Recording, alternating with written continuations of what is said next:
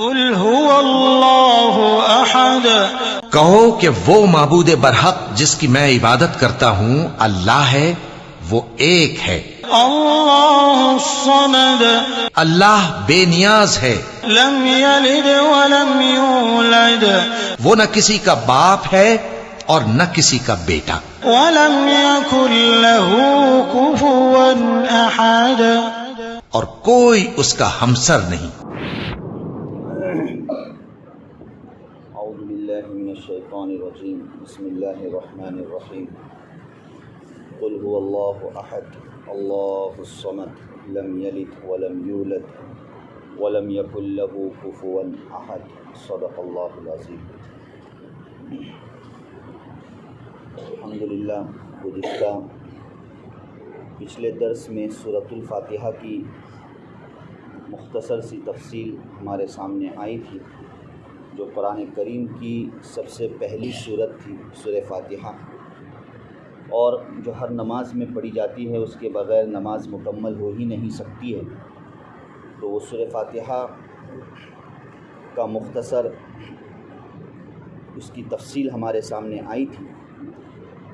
اب یہ کہ آج کے درس میں سورہ اخلاص کا مختصر مطلب اور اس کی تفصیل انشاءاللہ پیش کی جاوے گی۔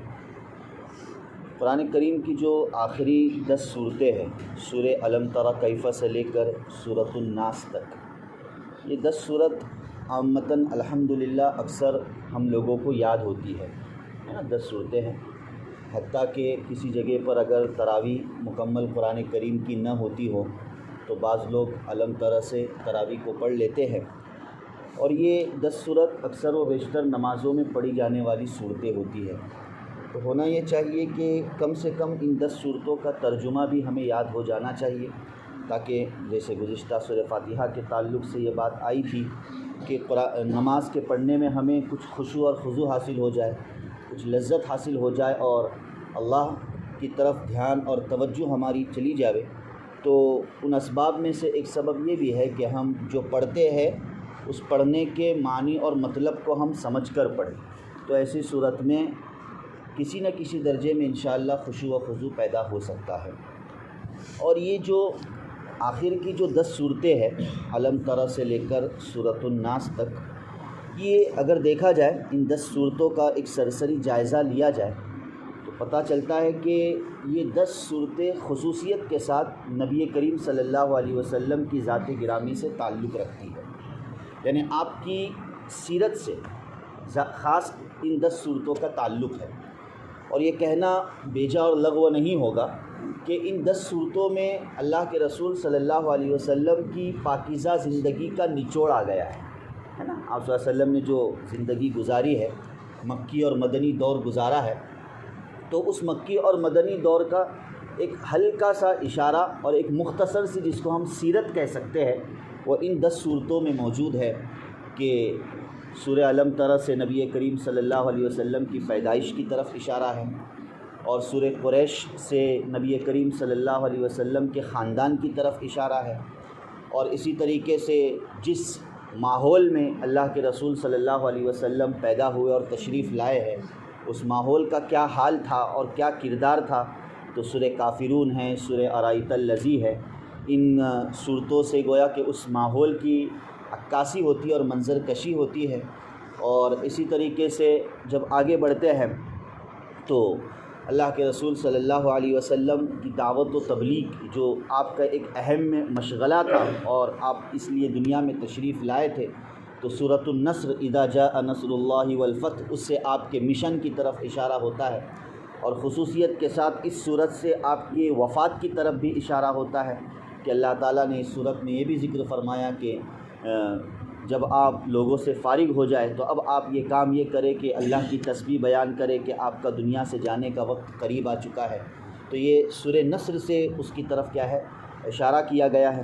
اور سورۃ الکوثر کے اندر خصوصیت کے ساتھ اللہ کے رسول صلی اللہ علیہ وسلم کو اللہ تعالیٰ نے مقام کوثر ایک گفٹ دیا اور ایک ہدیہ اور ایک تحفہ دیا، تو اس مقام کوثر کا تذکرہ ہے۔ اور اسی طریقے سے اللہ کے رسول صلی اللہ علیہ وسلم کو بہت ستایا گیا اور بہت سی تکلیفیں دی گئی۔ ان تکلیفوں میں سے ایک تکلیف یہ کہ اللہ کے رسول صلی اللہ علیہ وسلم پر جادو کر دیا گیا تھا، تو اس جادو کی طرف اور اس تکلیف کی طرف اشارہ جو آخر کی جو دو صورتیں ہیں معوذتین جس کو ہم کہتے ہیں، سورۃ الفلق اور سورۃ الناس، اس سے اس بات کی طرف اشارہ ہے۔ تو گویا یہ 10 صورتوں کی جو ترتیب ہے، بڑی بہترین ترتیب ہے اللہ تعالیٰ کی طرف سے، جو اپنے پیارے محبوب صلی اللہ علیہ وسلم کی مختصر سیرت کی طرف گویا کہ اشارہ کیا گیا ہے اور بتلایا گیا ہے۔ تو ان 10 صورتوں میں سے ایک چھوٹی سی صورت ہے سورۃ الاخلاص، جو اپنی ایک نمایاں حیثیت رکھتی ہے، اپنی ایک نمایاں حیثیت رکھتی ہے اور اپنا ایک نمایاں مقام رکھتی ہے سورہ اخلاص، جو الحمدللہ ہم میں سے اکثروں کو یاد ہے۔ قل واللہ احد اللہ الصمد لم یلد ولم یولد ولم یکن لہ کفوا احد۔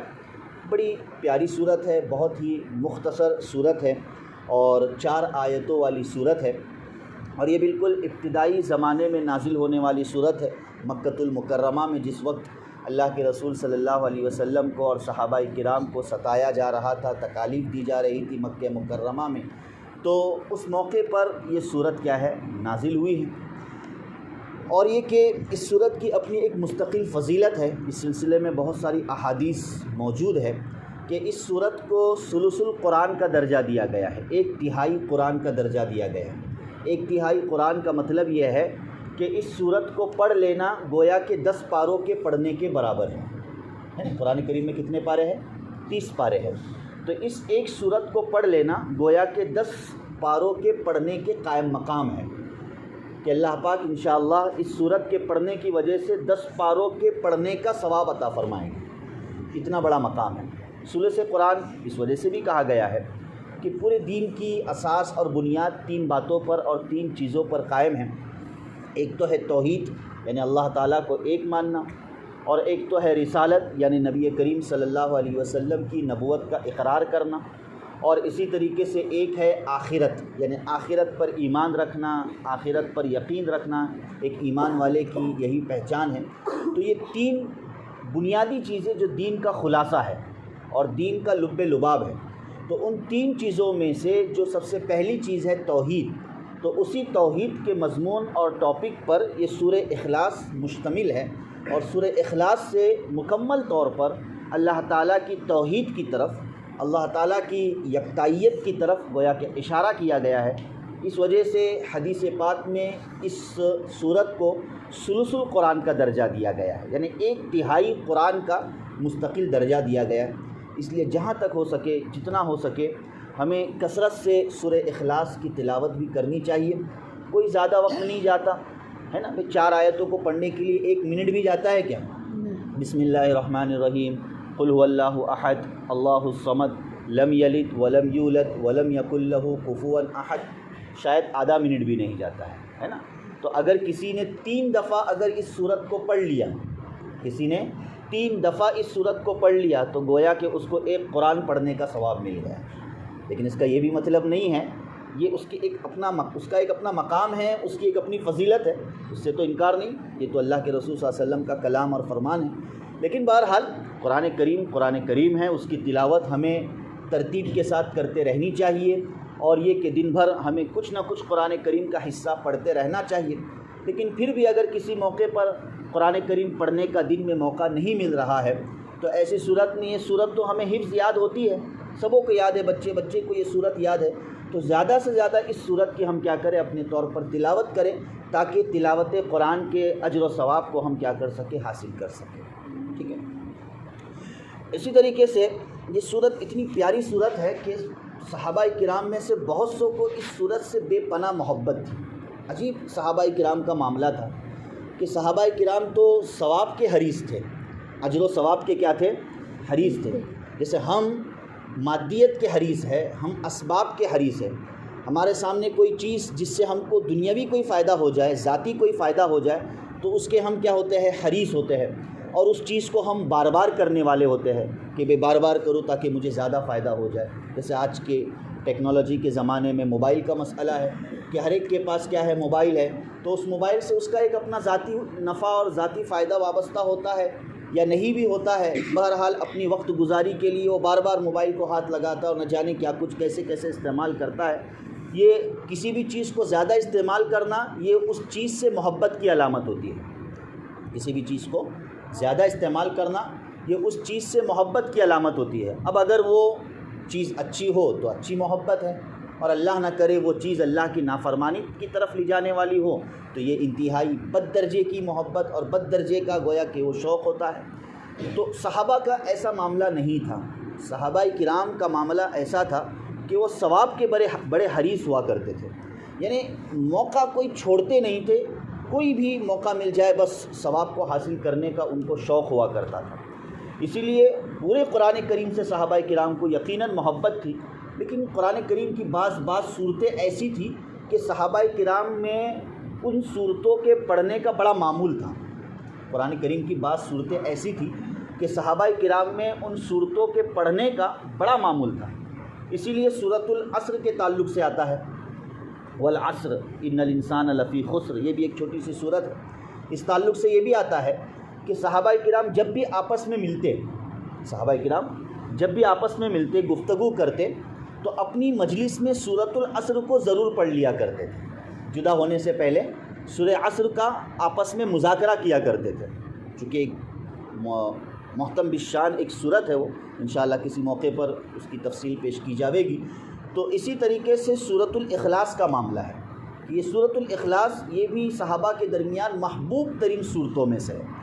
وہ اس معنی کر کہ بخاری و مسلم اور صحیح ستہ میں حدیث موجود ہے کہ چند صحابہ کرام کے تعلق سے یہ روایات آئی ہے، قریب آگے پیچھے واقعہ بہت سے صحابہ کرام کے تعلق سے ذکر کیا گیا ہے کہ ایک صحابی جو ایک امامت پر مقرر تھے، انہیں نماز پڑھانے کا حکم دیا گیا تھا، چنانچہ جب بھی وہ نماز پڑھتے تو ہم دیکھتے ہیں کہ بھئی نماز میں ہم کیا کرتے ہیں، امام صاحب جب نماز پڑھاتے ہیں، فرض نماز مثال کے طور پر، تو سورہ فاتحہ پڑھتے ہیں، اور سورہ فاتحہ کے بعد جو صورت پڑھی جانی چاہیے پڑھتے، جو بھی ان کے ذہن میں ہے کہ آج مجھے یہ صورت پڑھنی ہے تو وہ صورت پڑھ لیتے، تو الگ الگ صورتیں پڑھی جاتی ہیں سورہ فاتحہ کے بعد۔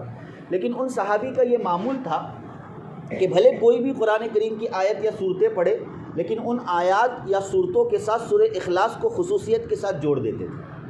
مثال کے طور پر علم تری کیف پڑھ رہے تو علم تری کیف کے ساتھ سورہ اخلاص کو بھی پڑھ لیتے تھے ہر رکعت میں، یہی معمول تھا۔ لوگوں نے انہیں منع کیا کہ بھئی یہ تو ہم نئی چیز دیکھ رہے ہیں، خود نبی کریم صلی اللہ علیہ وسلم نے بھی بظاہر اس طریقے سے نہیں پڑھا ہے، تو آپ ہر موقع پر سورہ اخلاص کو کیوں جوڑ رہے ہیں؟ حتیٰ کہ یہ معاملہ اور یہ شکایت اللہ کے رسول صلی اللہ علیہ وسلم کے پاس گئی۔ نبی کریم صلی اللہ علیہ وسلم نے انہیں بلایا اور اس کی وجہ دریافت کی کہ آخر ایسی کیا بات ہے کہ تم سورہ اخلاص کو ہر صورت کے ساتھ جوڑنے کی کوشش کرتے ہو؟ تو اس پر ان صحابی نے اپنا ذاتی معاملہ اور اپنی ذاتی بات یہ ذکر فرمائی کہ اللہ کے رسول صلی اللہ علیہ وسلم، مجھے سورہ اخلاص سے بے پناہ محبت ہے، اللہ اکبر، مجھے سورہ اخلاص سے بے پناہ محبت ہے۔ نبی کریم صلی اللہ علیہ وسلم نے فرمایا کہ تجھے یہ تیری محبت جنت میں داخل کروائے گی، تجھے یہ تیری محبت سورہ اخلاص سے جنت میں داخل کروائے گی۔ تو بہرحال یہ اتنی گویا کہ صحابہ کے درمیان مرغوب صورت تھی اور محبوب گویا کہ یہ صورت تھی سورۃ الاخلاص۔ اس صورت کے مختلف نام بھی ذکر کیے گئے، جیسے گزشتہ سورہ فاتحہ جب ہمارے سامنے آئی تو کہا گیا کہ سورہ فاتحہ کے بھی بہت سارے نام ہیں، اور ایک بہت بڑے مفسر قرآن کریم کی تفسیر کرنے والی شخصیت امام رازی رحمۃ اللہ علیہ، بڑی ان کی تفسیر کی کتاب موجود ہے، خود انہوں نے سورہ اخلاص کے 20 نام ذکر فرمائے۔ سورہ اخلاص کے کتنے نام ذکر فرمائے؟ 20 نام ذکر فرمائے، الگ الگ انداز میں الگ الگ چیزوں کو اور مضمون کو سامنے رکھتے ہوئے۔ کبھی تو سورہ اخلاص کہا گیا، کبھی تو سورۃ الصمد کہا گیا۔ اس سورت کو سورۃ الصمد بھی کہا جاتا ہے۔ سورۃ الصمد اس وجہ سے کہا جاتا ہے کہ اس سورت کے اندر ایک لفظ آیا ہے اللہ الصمد، اور یہ لفظ صمد پورے قرآن کریم میں کہیں بھی نہیں ہے۔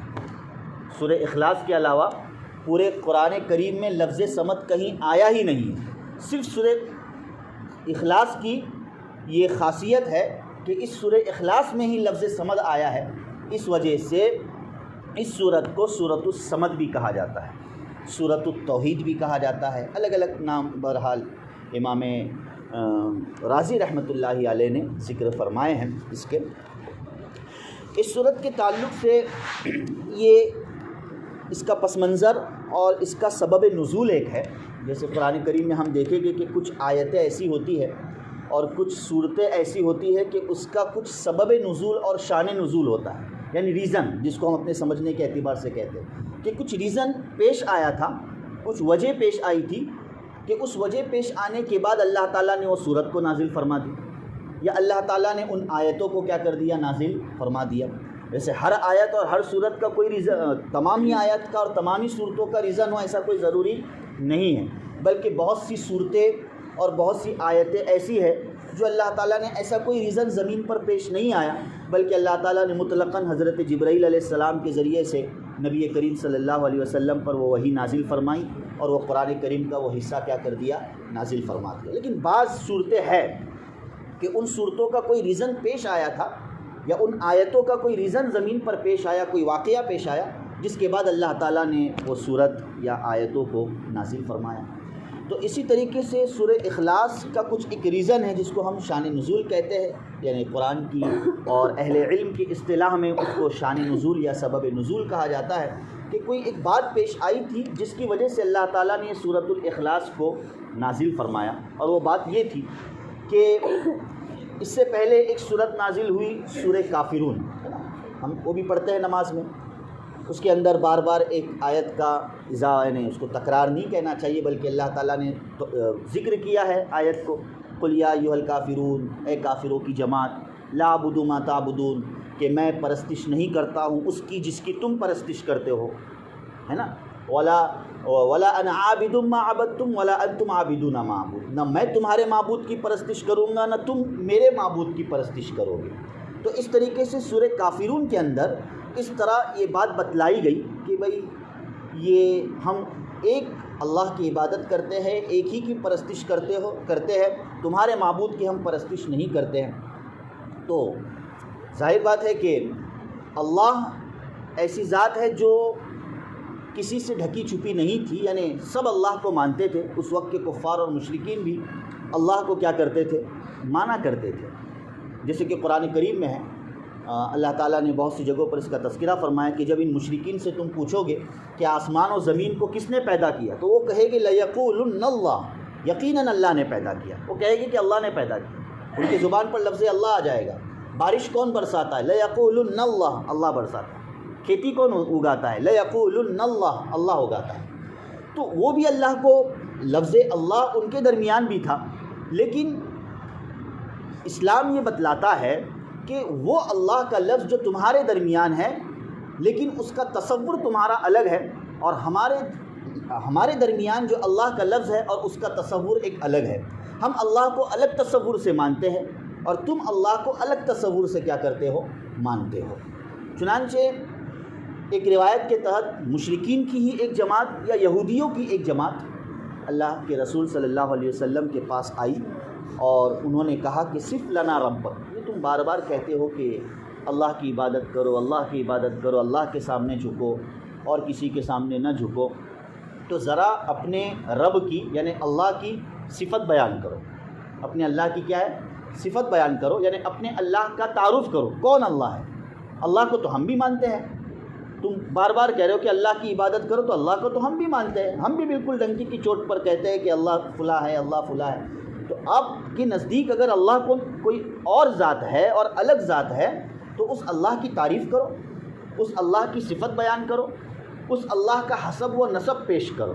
حسب و نسب یعنی کہ وہ اللہ کون ہے، اس اللہ کو کس نے پیدا کیا، اس اللہ کی کتنی اولادیں ہیں، اس اللہ کی بیوی کون ہیں، چونکہ ان کے نزدیک، اور آج بھی ہم دیکھتے ہیں کہ جو مشرکین کا ماحول ہے ان کے نزدیک بھی، چاہے وہ بڑے سے بڑا ان کا معبود کیوں نہ ہو اور پوری دنیا اس کے سامنے جھکتی کیوں نہ ہو، لیکن ہر معبود کی ایک اپنی تاریخ ہے کہ وہ معبود کسی سے پیدا ہوا ہے۔ سب مانتے ہیں وہ کہ وہ معبود کیا ہے، کسی سے پیدا ہوا ہے، اس معبود کی کوئی ماں ہے، اس معبود کا کوئی باپ ہے، یا اس معبود کی کوئی اولاد ہے۔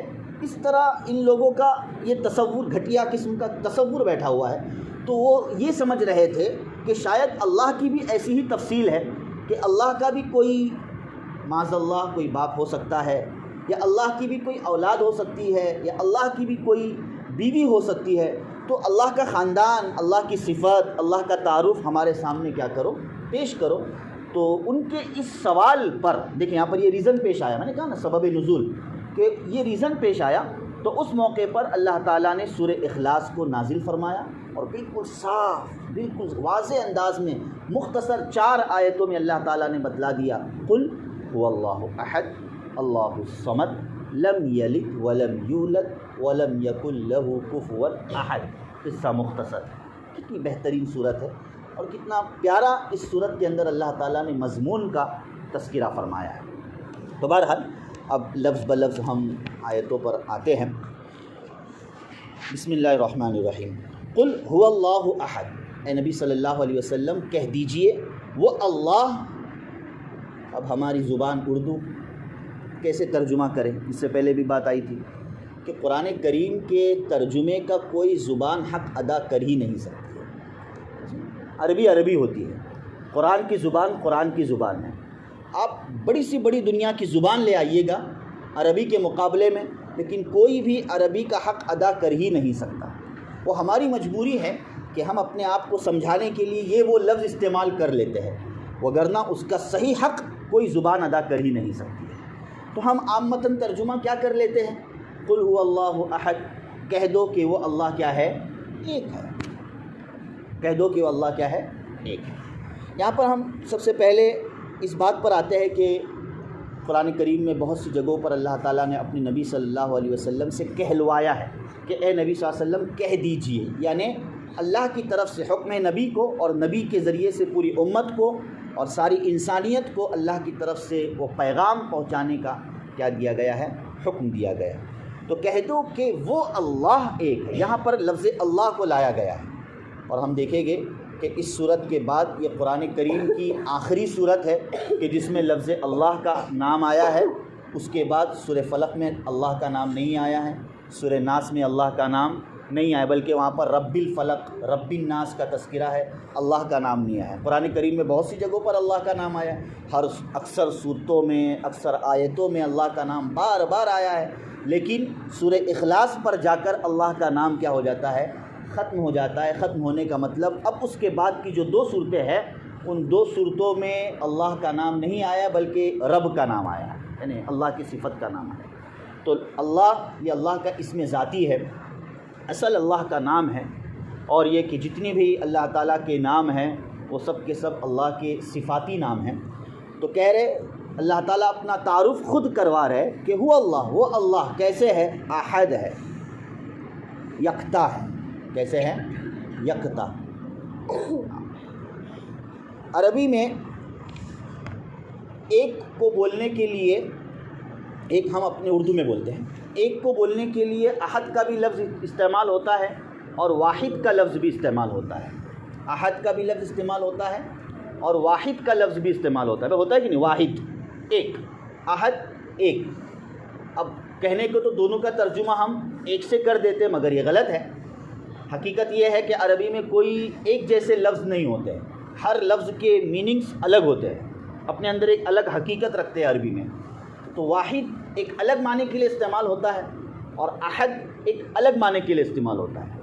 اور یہاں جب سورہ اخلاص اللہ نے نازل فرمائی ان کفار و مشرکین کے جواب میں کہ اللہ کی صفت بیان کرو، تو یہ جو لفظ احد اللہ نے جو نازل فرمایا ہے عربی کا، یہ لفظ احد ان عربوں کے درمیان استعمال ہوتا ہی نہیں تھا۔ سنا؟ حالانکہ وہ عرب تھے، ان کو اپنی زبان پر بڑا ناز تھا، عربوں کو اپنی زبان پر کیا تھا بھائی؟ بہت ناز تھا، اس لیے وہ خود کو عربی کہتے تھے اور پوری دنیا کو عجمی کہتے تھے۔ پوری دنیا کو کیا کہتے تھے؟ عجمی۔ عجمی کے معنی گونگا، یعنی بول سکتے ہیں تو صرف ہم ہی بول سکتے ہیں، ورنہ دوسرے کیا بول پائے گے، وہ تو گونگے ہیں۔ یہ عربوں کا مزاج تھا۔ بات سمجھ میں آ رہی ہے؟ لیکن اور ان کے یہاں عربی بچے سے بچے ہزاروں اشعار بولا کرتے تھے۔ چھوٹا بچہ بھی ہوتا تھا نا تو وہ خود سے ہزاروں اشعار بناتا تھا۔ سوچئے تو صحیح کہ ان کی زبان کتنی صاف ہوگی اور کتنا زبان پر ان کو کنٹرول ہوگا، کتنی فصاحت اور بلاغت ہوگی کہ بچہ ہزاروں اشعار بولتا تھا۔ ایسی ان کی عربی تھی اور ایسی زبان تھی۔ لیکن اللہ تعالیٰ کے سامنے اور قرآن کے سامنے، چونکہ یہ کلام انسانی نہیں ہے، یہ بتلانے کے لیے، اور اللہ نے قرآن کریم میں بہت سی جگہوں پر اس کا اشارہ فرمایا کہ یہ کلام انسانی نہیں ہے، بلکہ یہ کلام تو کلام ربانی ہے، یہ کلام تو کلام ربانی ہے۔ اس بات کو بتلانے کے لیے اللہ تعالیٰ نے ایسا لفظ استعمال کر دیا جو خود ان کی عقل سے باہر، جو خود ان کی کیا ہے، عقل سے باہر تھا۔ اس لیے اللہ نے کہا، کیا کہا؟ قل هو اللہ احد، کہہ دو کہ وہ اللہ احد ہے۔ اسی وجہ سے یہ لفظ احد، جیسے کہ ہم تعلیم میں سنتے حضرت بلال حبشی رضی اللہ تعالیٰ عنہ کے تعلق سے، جو ستائے جا رہے تھے، ان کے اوپر جب چٹان رکھی جاتی تھی تو ان کی زبان سے کیا لفظ نکلتا تھا؟ احد احد۔ اسی سورہ اخلاص کی وہ ترجمانی کرتے تھے کہ وہ اللہ احد ہے، احد ہے۔ تو اسی طرف کیا ہے، گویا کہ اشارہ ہے کہ کہہ دو کہ وہ اللہ احد ہے۔ احد اور واحد، ان دونوں میں فرق یہ ہے کہ واحد جو لفظ ہوتا ہے وہ بھی ہماری اردو زبان کے اعتبار سے ایک کے لیے آتا ہے، اور احد بھی ایک کے لیے آتا ہے۔ فرق یہ ہے کہ انسان جب واحد بولتا ہے تو اس کے مقابلے میں اس کے اپوزٹ دو اور تین آج آ سکتے ہیں، بس میں کہ نہیں؟ عربی میں ایک کو بولنے کے لیے واحد آتا ہے، دو کو بولنے کے لیے اسنان آتا ہے، تین کو بولنے کے لیے ثلاثہ آتا ہے۔ تو گویا اگر یہ کہا جائے کہ بھئی وہ فلانا شخص اس کمرے میں واحد ہے، فلانا شخص اس کمرے میں کیا ہے، واحد ہے، مطلب یہ کہ ایک ہے، دو اور تین نہیں ہے، اس طریقے سے۔ اور اگر یہ کہا جائے کہ اس کمرے میں کوئی بھی نہیں ہے تو اس کے لیے لفظ احد کا استعمال ہوگا کہ انسانیت نام کی کوئی چیز نہیں اس کمرے کے اندر، کوئی فرد نہیں ہے، اس کے لفظ احد۔ تو یہ فرق ہوتا ہے کہ احد جس کا کوئی اپوزٹ ہی نہ ہو، اور واحد اس کا اپوزٹ ہو سکتا ہے، دو ہو سکتا ہے، تین ہو سکتا ہے، چار ہو سکتا ہے، بھئی ایک نہیں ہے تو دو ہو سکتے ہیں یا تین ہو سکتے ہیں۔ تو احد اس کو بولتے جس کا کوئی اپوزٹ ہی نہ ہو، جس کا کوئی مقابل ہی نہ ہو، اس کے لیے لفظ احد کا کیا ہوتا ہے، استعمال ہوتا ہے۔ اور وہ اللہ بالکل یکتا ہے، بالکل یکتا ہے، اپنی ذات کے اعتبار سے، اپنی صفات کے اعتبار سے، اپنے وجود کے اعتبار سے، ہر اعتبار سے اللہ تنے تنہا ہے۔ ہر اعتبار سے اللہ کیا ہے، تنے تنہا، اس کا کوئی ساجی نہیں، اس کا کوئی بھی گویا کہ شریک نہیں، اس کا کوئی بھی ہمسر نہیں، ایک اللہ ہے۔ اللہ ایک ہے کہ بھئی ایک انسان اکیلا، انسان اپنے آپ پر قیاس کرتا ہے کہ کوئی انسان اکیلی زندگی کیسے گزار سکتا ہے۔ وہ تو قدم قدم پر محتاج ہوتا ہے رشتوں کا، کہ اس کے ساتھ اگر رشتے جڑے ہیں، اس کے ساتھ سماج جڑا ہے، ماحول جڑا ہے، تو اسے وہ طاقت ملتی ہے، اسے وہ تقویت ملتی ہے، تب جا کر اسے رہنے میں سکون ملتا ہے۔ ورنہ کوئی انسان جس کا کوئی رشتہ داری نہ ہو، ہے کہ نہیں، اسے کتنی تکلیف ہوتی ہے زندگی گزارنے میں، نہ اس کی اولاد ہو، نہ اس کی بیوی ہو، نہ اس کا کوئی پڑوسی ہو، نہ اس کا کوئی دیکھنے والا ہو، تنے تنہا ہوتا ہے، تو بہت ہی اس کی زندگی اجیرن ہو جاتی ہے، بہت ہی بھاری زندگی ہو جاتی ہے۔ کیوں؟ اس لیے کہ انسان محتاج ہوتا ہے۔ انسان کیا ہوتا ہے؟ ضرورتوں کا محتاج ہوتا ہے، کہ بھئی ضرورتیں اس سے لگی ہوئی ہوتی ہے، کہ اگر میری اولاد ہے تو اولاد میرے لیے سہارا ہے، اگر میری بیوی ہے تو بیوی میرے لیے کیا ہے، شریک حیات ہے نا، شریک حیات، حیات میں شرکت کرنے والی ایک طریقے سے۔ تو ظاہر ہے کہ اللہ ایک ہے، اور ایک کیوں ہے اللہ؟ آگے اللہ نے خود ذکر فرما دیا، اللہ ایک ہے، تنے تنہا ہے، اور اللہ ایک کیوں ہے؟ اس لیے کہ اللہ الصمد، اللہ کو کسی چیز کی ضرورت ہی نہیں ہے۔ بات سمجھ میں آ گئی؟ ربط آیت کا تعلق اور جو کانٹیکٹ ہے آپسی طور پہ اس کو بتلایا گیا کہ اللہ ایک ہے، تنہا ہے، اور تنہا کیوں ہے؟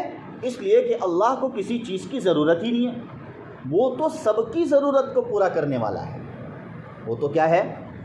سب کی ضرورت کو پورا کرنے والا ہے، اس کی خود کی کوئی ضرورت نہیں ہے۔ سبحان اللہ، وہ تو سب کی ضرورتوں کو پورا کرتا ہے، چاہے وہ ضرورت انسان کی ہو، جنات کی ہو، جانوروں کی ہو، چرند پرند کی ہو، چھوٹے سے چھوٹے کیڑے کی ہو، ان ساری مخلوق کی ضرورتوں کو پورا کرنے والی ذات کس کی ہے؟ اللہ کی ہے۔ ساری مخلوق کو روزی پہنچانے والی ذات اللہ کی ہے۔ ہم یہ سمجھتے ہیں کہ چھوٹے چھوٹے جو کیڑے رینگتے ہیں، کبھی کبھار ہم دیکھ کر دل میں خیال آتا ہے کہ انہیں کیا روزی روٹی ملتی ہوگی، ان کو کیسے دانہ پانی ملتا ہوگا، یہ کیسے رہتے ہوگے۔ اللہ جانتا ہے۔ اللہ اس عرش سے، اس فرش پر رینگنے والے کیڑے مکوڑوں کو بھی روزی دینے پر کیا ہے؟ قادر ہے۔ اسی لیے وہ جو حضرت موسیٰ علیہ الصلوۃ والتسلیم کے تعلق سے جو مشہور واقعہ ہے نا، کہ روایتوں میں آتا ہے کہ حضرت موسیٰ علیہ الصلوۃ والتسلیم نے اپنے عصے کو ایک پتھر پر دے مارا، تو اس عصے کی وجہ سے وہ پتھر ٹوٹ گیا. اس پتھر سے ایک اور دوسرا پتھر اندر تھا، پتھر کے اندر پتھر. پھر واپس حکم ہوا کہ اس پتھر کو توڑو. اس دوسرے پتھر کو توڑا تو اس میں سے ایک کیڑا نکلا. اس میں سے کیا نکلا؟ ایک کیڑا نکلا جس کے منہ کے اندر ایک سبز گھاس تھی. عجیب بات، پتھر کے اندر پتھر، اس بند پتھر میں کیڑا، اس کیڑے کے منہ کے اندر سبز گھاس تھی جو اس کی روزی تھی. اور وہ کیڑا اپنے رب کی حمد و ثنا کر رہا ہے. حضرت موسیٰ علیہ السلام کا معجزہ، بھائی معجزات نبیوں کے ہو سکتے ہیں کہ نہیں ہو سکتے؟ ظاہر بات ہے، اس پر ہمارا ایمان ہے، اس پر ہمارا یقین ہے. تو وہ کیڑا اللہ کی تعریف کر رہا تھا کہ سبحان من یرانی، پاک ہے وہ ذات جو مجھے عرش سے فرش پر دیکھ رہی ہے نا. اللہ تو عرش پر ہے، عرش سے مجھے دیکھ رہی ہے، پاک ہے وہ ذات. سبحان من یرزقنی، پاک ہے وہ ذات جو مجھے روزی پہنچا رہی ہے. اللہ اکبر. تو اللہ سب کی ضرورتوں کو پورا کرنے والے ہیں، صرف انسانوں کی نہیں بلکہ چرند پرند جانور، حقیر سے حقیر، ادنا سے ادنا مخلوق کی ضرورتوں کو پورا کرنے والی ذات کس کی ہے؟ اللہ کی. مگر اس کی خود کی کوئی ضرورت نہیں ہے، وہ ضرورتوں سے مستغنی ہے، وہ ضرورتوں سے پاک ہے. وہ لوگوں کو سلاتا ہے مگر خود نہیں سوتا. لا تأخذہ سنہ ولا نوم، آیت الکرسی میں ہم پڑھتے ہیں کہ بھئی اللہ کو نہ نیند آتی ہے نہ اونگ آتی ہے. اللہ کو اونگ بھی نہیں آتی، اللہ کو نیند بھی نہیں آتی. الحی القیوم، اللہ لا الہ الا ہوا الحی القیوم. اللہ تعالیٰ پورے نظام کائنات کو تھامے ہوئے ہیں، اللہ تعالیٰ پورے نظام کائنات کو سنبھالے ہوئے ہیں. پورا جو نظام کائنات ہے اس کو اللہ تعالیٰ سنبھالے ہوئے. اور جو ریسرچ کرنے والے ہیں، جو اسٹوڈنٹس ہیں، وہ جانتے ہیں کہ نظام کائنات کیا چیز ہے. اللہ اکبر، ہے نا. آج تک کسی نے یہ دعویٰ نہیں کیا کہ ہم نے دنیا کے اعتبار سے ریسرچ کو کمپلیٹ کر لیا. کسی نے دعویٰ کیا؟ کسی سائنسدان نے دعویٰ نہیں کیا کہ بھئی دنیا کے اعتبار سے پورا ریسرچ کمپلیٹ ہو چکا ہے، کہ اب دنیا کا کوئی حصہ ہمارے نزدیک باقی نہیں رہا آنے سے. یعنی سب حصوں کو ہم دیکھ چکے اور سب حصوں پر ریسرچ کر چکے. نہیں، آئے دن نئی نئی چیزیں نظر آ رہی ہیں، چاہے وہ فلکیات کے اعتبار سے ہو، چاہے وہ زمینیات کے اعتبار سے ہو، آسمانی اعتبار سے ہو یا زمینی اعتبار سے ہو. آئے دن ایک نیا ریسرچ سامنے آ رہا ہے کہ بھئی یہ فلانی چیز جو اب تک نظر نہیں آئی تھی سامنے آ گئی، فلانا ریسرچ سامنے آ گیا. یہ اللہ اتنا بڑا نظام کائنات کو اللہ گویا کہ سنبھالے ہوئے ہیں. وقت پر رات کا آنا، وقت پر دن کا آنا، سورج کا نکلنا، سورج کا ڈوبنا، اور وقت پر برسات کا برسنا، اور ساری پورے نظام کائنات کو اللہ تھامے ہوئے. ایک انسان جب کوئی کام کرتا ہے، 8 گھنٹے نوکری کرتا ہے، تو ظاہر بات ہے کہ بستر پر آتے آتے وہ سو ہی جاتا ہے، بغیر کھائے پیے کبھی کبھار سو جاتا ہے. اس کو اتنی تھکاوٹ لاحق ہو جاتی ہے 8 گھنٹے نوکری کرنے کے بعد. مگر وہ اللہ جو ابد الآباد، ازل سے ابد تک ہمیشہ سے ہے، ہمیشہ رہنے والی وہ ذات ہے جو پورے نظام کائنات کو ہمیشہ سے اللہ سنبھالے ہوئے ہے. لا تأخذہ سنہ ولا نوم، کہ نیند تو بہت دور کی بات، اس کو تو اونگ بھی نہیں آتی ہے. اونگ سمجھتے کہ نہیں؟ یعنی ہم اپنی زبان میں کہتے ہیں ڈلکی مارنا، ہے نا، نیند سے پہلے اس طرح ڈلکی ماری جاتی. اللہ کو وہ پلک جھپکنے کے بقدر اس طرح بھی اللہ تعالیٰ کو اونگ نہیں آتی. تو اللہ الصمد، اللہ تن تنہا ہے. کیوں؟ اللہ بے نیاز ہے. اب مطلب اس کا ترجمہ بے نیازی سے کر دیا جاتا ہے، لیکن بے نیازی مطلب یہ کہ اللہ کی کوئی ضرورت ہی نہیں، اللہ کی کوئی ضرورت ہی نہیں. بے نیاز کا یہ مطلب نہیں کہ اللہ مخلوق سے بے خبر ہو گئے، نعوذ باللہ من ذالک. یہ بے نیازی کا مطلب نہیں کہ اتنے بڑے اللہ ہے مگر پھر بھی جیسے ہم نے ابھی دیکھا کہ ایک کیڑا، اس کیڑے سے بھی اللہ تعالیٰ بے خبر نہیں ہے بلکہ باخبر ہے. اس کیڑے کی بھی اللہ تعالیٰ خبر گیری فرما رہے ہیں. ہر پیدا ہونے والے اور ہر دنیا میں آنے والی چیز کے اللہ تعالیٰ کو علم ہے، اور اللہ تعالیٰ اس کے رب ہے. تو اللہ کو کسی چیز کی کوئی ضرورت ہی نہیں ہے. اللہ الصمد، یہ اس لفظ صمد کے اندر یہ ساری باتیں کیا ہو گئی؟ داخل ہو گئی ہے. سمجھ. پھر اللہ نے آگے ذکر فرمایا لم یلد ولم یولد، نہ وہ کسی کا باپ ہے نہ وہ کسی کا بیٹا ہے. کتنے چھوٹے انداز میں کہہ دیا.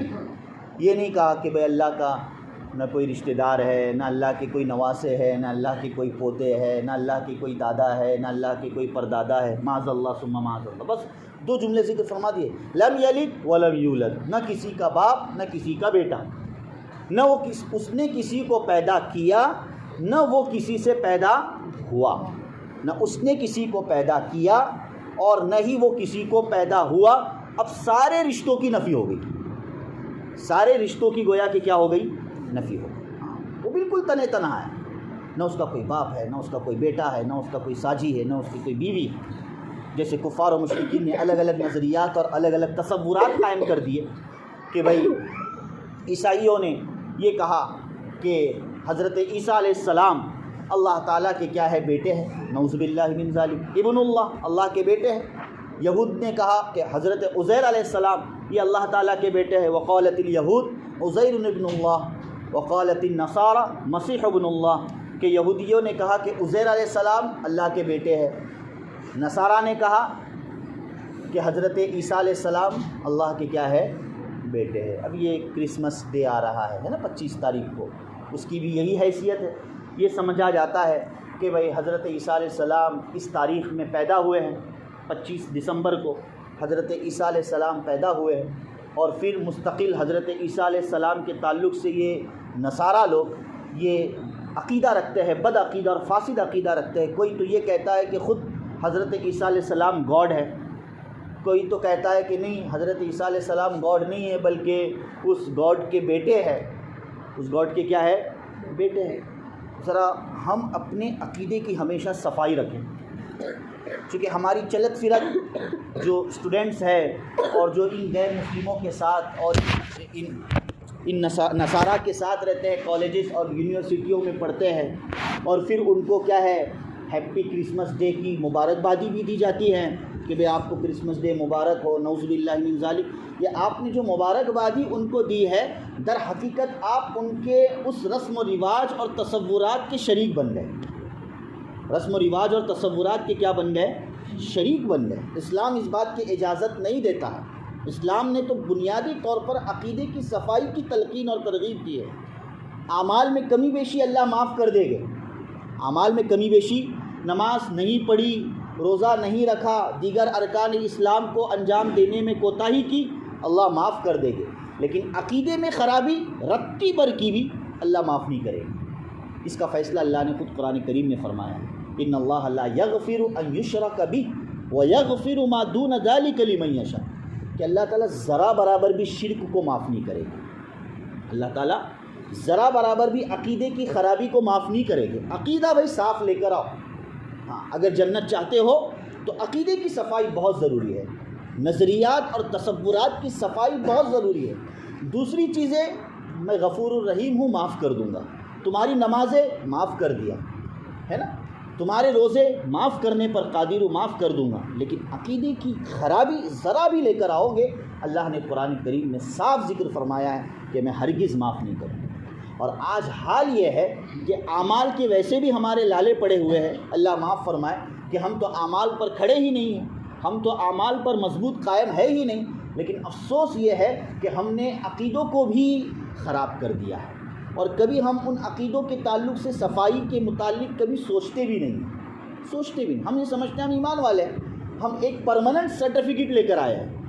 ایمانیت کا کیا ہے؟ پرماننٹ سرٹیفکیٹ لے کر آئے، پرماننٹ داخلہ لے کر آئے جو کبھی بھی گویا کہ ایکسپائر نہیں ہونے والا ہے. نعوذ باللہ من ذالک. ایسا نہیں ہے معاملہ، بلکہ یہ ایمانی جو سرٹیفکیٹ اللہ کی طرف سے یقیناً ہمیں ملا ہے، مگر یہ کبھی بھی ایکسپائر ہمارے اعمال، ہمارے نظریات، ہمارے تصورات، ہمارے سوچ و وچار کی بنا پر ہو سکتا ہے. اس کی ہمیں خبرگیری رکھنی پڑے گی. اور جس ماحول میں ہم رہ رہے، خصوصاً جس ماحول میں اور جس ملک میں ہم رہ رہے ہیں، اس ملک میں قدم قدم پر شرک ہمیں دعوت دیتا ہے. بھائی شرک کی دعوت ملتی ہے کہ نہیں؟ قدم قدم پر ہمارے سامنے شرک ہے، شرکیہ تہوار ہے، شرکیہ رسم و رواج ہے. تو وہاں تو خصوصیت کے ساتھ اپنے عقیدے کو بچانا یقیناً یہ ایک وقت کا سب سے اہم تقاضا ہے، وقت کا سب سے بڑا چیلنج ہے. رسم و رواج سے دور رہنا چاہیے. کرسمس ڈے ابھی آ رہا ہے، اس میں ہم شریک ہو جاتے ہیں، ان کے ساتھ خوشیاں مناتے ہیں، نعوذ باللہ من ذالک، اور پھر ان کی طرح بعض تو یہ بھی سمجھ لیتے کہ ہاں نعوذ باللہ من ذالک عیسیٰ علیہ السلام گویا اللہ کے بیٹے ہیں، اور کوئی اتنے بڑے بڑے ان کے ریسرچ کرنے والے کہہ رہے کہ اللہ کے بیٹے، تو ہو سکتا ہے عیسیٰ علیہ السلام اللہ کے بیٹے ہو گئے، نعوذ باللہ من ذالک۔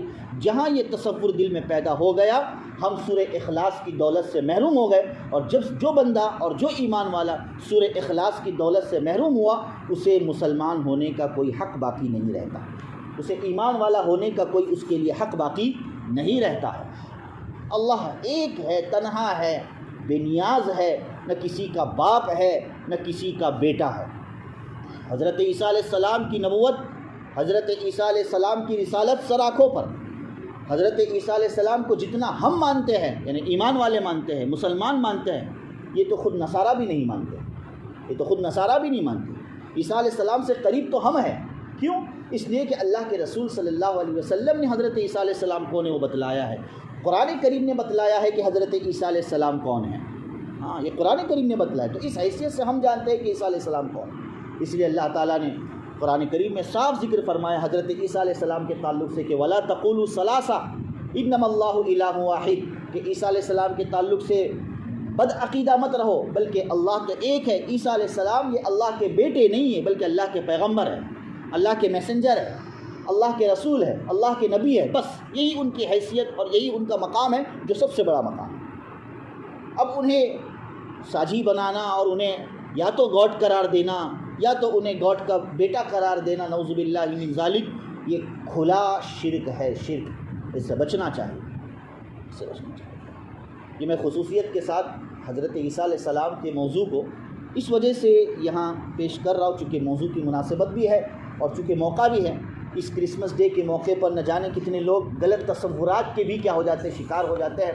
خدا را کوئی یہ کہتا نہیں ہماری نیت صاف ہے، ہمارا عقیدہ صاف ہے، ہم عیسیٰ علیہ السلام کو تو صرف نبی مانتے ہیں، پیغمبر مانتے ہیں، لیکن ان کے ساتھ رہتے ہیں تو تھوڑا انجوائے کر لیتے ہیں، نعوذ باللہ من ذالک۔ آپ کا یہ انجوائے آپ کو جہنم کے دہانے تک لے جا سکتا ہے، آپ کو ان کے ساتھ شریک کر سکتا ہے، اس لیے کہ اللہ کے نبی صلی اللہ علیہ وسلم نے ذکر فرمایا کہ من تشبہ بقوم فہو من، کہ جو جس قوم سے مشابہت اختیار کرتا ہے تو پھر فیصلہ میں نہیں، ہم دنیا والے نہیں بلکہ اللہ کے رسول صلی اللہ علیہ وسلم فیصلہ دے رہے کہ جو جس قوم کی مشابہت اختیار کرے گا، جس قوم کا رنگ اپنے اوپر چڑھائے گا، جس قوم کے طریقے پر چلے گا تو وہ اسی قوم کا ہے۔ اللہ وہ کس قوم کا ہے؟ اسی میں ہر نماز میں، ہر رکعت میں، ہے نا، سورہ فاتحہ میں گزرا ہے، ہم کہتے ہیں غیر المغضوب علیہم ولا الضالین، غیر المغضوب علیہم ولا الضالین، کیا صرف یہ ذکر کی حیثیت سے ہے؟ ہم نے کبھی اس آیت کے لب لباب کو سمجھنے کی کوشش کی کہ یہ آیت ہم سے کیا چاہ رہی ہے، کیا کہہ رہی ہے؟ کہ جس صراط مستقیم کا ہم نے اللہ تعالیٰ سے مطالبہ کیا کہ اللہ ہم کو صراط مستقیم، ایسا صراط مستقیم نصیب فرما جس صراط مستقیم پر تیرا غضب اور جس صراط مستقیم پر تیری پھٹکار نازل نہ ہوئی ہو، اور یہ پھٹکار صراحتاً اللہ تعالیٰ نے یہودیوں پر نازل فرمائی، غضب اللہ تعالیٰ نے نصارہ اور یہودیوں پر نازل فرمایا جو گمراہ ہو گئے۔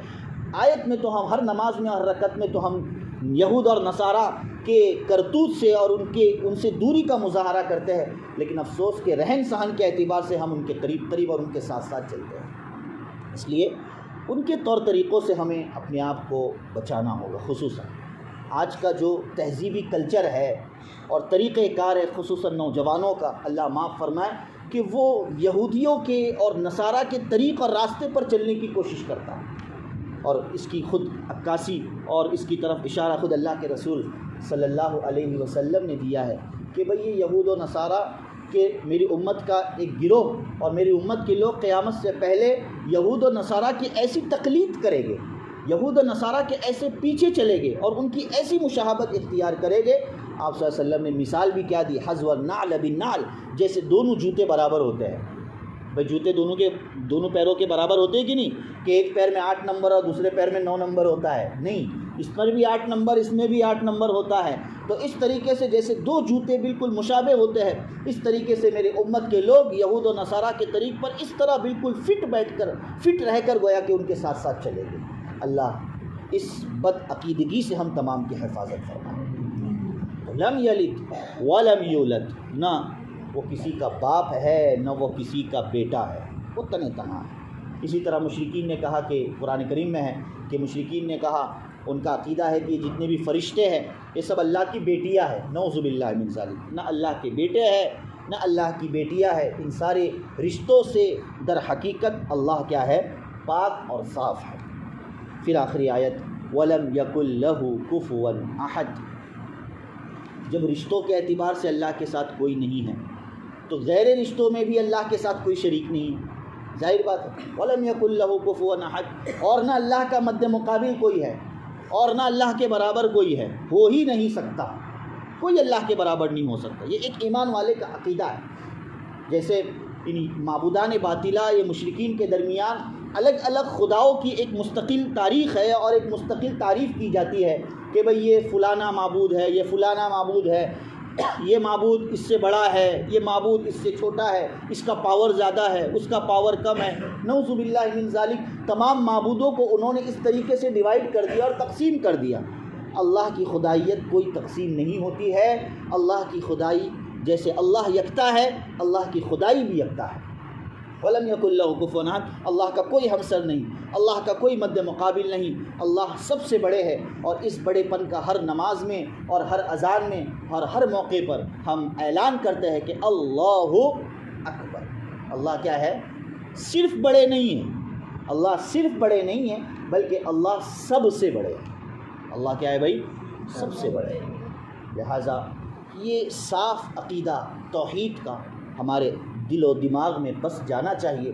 اس لیے بار بار سورہ اخلاص کی ہمیں تلاوت کرنی چاہیے۔ ہر چیز کا ایک اپنا اثر ہوتا ہے کہ سورہ اخلاص کے اندر اللہ تعالیٰ نے توحید کے مضمون کو ذکر فرمایا ہے۔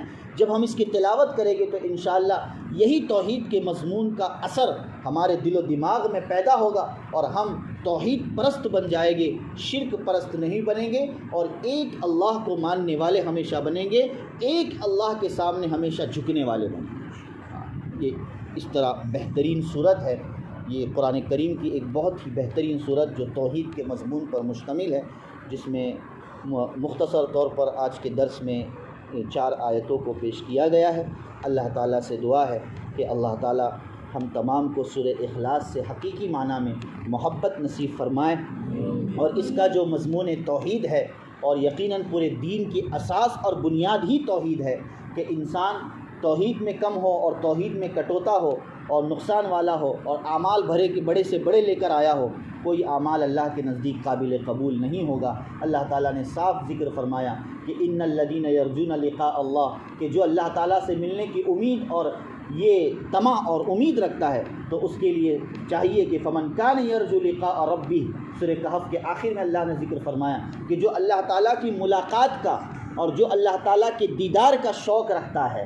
ہم سب شوق رکھتے ہیں کہ نہیں بھائی کہ اللہ تعالیٰ کا ہم قیامت میں اور جنت میں اللہ تعالیٰ کا دیدار کریں گے؟ ایک مستقل موضوع ہے جو کسی موقع پر انشاءاللہ پیش کیا جائے گا قرآن اور حدیث کی روشنی میں کہ دیدار الہی کیا ہوتا ہے اور دیدار الہی کتنی بڑی نعمت ہوتی ہے۔ تو اللہ تعالیٰ سورہ کہف کے آخر میں ذکر فرما رہے ہیں اور اللہ ترغیب دے رہے ہیں کہ فمن کان یرجو لقاء ربہ، کہ جو لقاء ربی کی تمنا رکھتا ہے، دیدار الہی کی تمنا رکھتا ہے، تو وہ 2 کام کر لے۔ کتنے کام کر لے؟ 2 کام کر لے۔ فَلْيَعْمَلْ عَمَلًا صَالِحًا، ایک پلس پوائنٹ پر آ جائے اور ایک مائنس پوائنٹ پر آ جائے۔ ایک پلس پوائنٹ اور مثبت پہلو یہ ہے کہ فَلْيَعْمَلْ عَمَلًا صَالِحًا، کہ اپنی زندگی میں اعمال صالحہ کو لے آئے، اپنی زندگی میں نیکیوں کو لے کر آئے۔ بس سمجھ میں، چاہے وہ نیکیاں حقوق اللہ کے قبیل سے ہو، چاہے وہ نیکیاں حقوق العباد کے قبیل سے ہو، یہ پہلا کام کرے۔ اور دوسرا کام یہ ہے جو نہ کرنے کا ہے کہ وَلَا يُشْرِكْ بِعِبَادَةِ رَبِّهِ أَحَدًا۔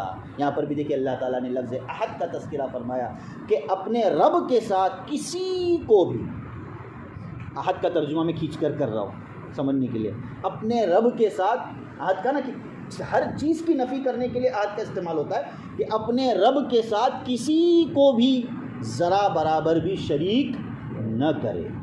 تو شرک سے بچنا، اعمال کی پابندی، یہ 2 عمل ایسے ہیں جو اللہ تعالیٰ کی دیدار کروائے گے انشاءاللہ۔ اللہ تعالیٰ ان 2 اعمال پر ہم کو قائم رکھے، آمین یا رب العالمین۔ وآخر دعوانا ان الحمدللہ رب العالمین۔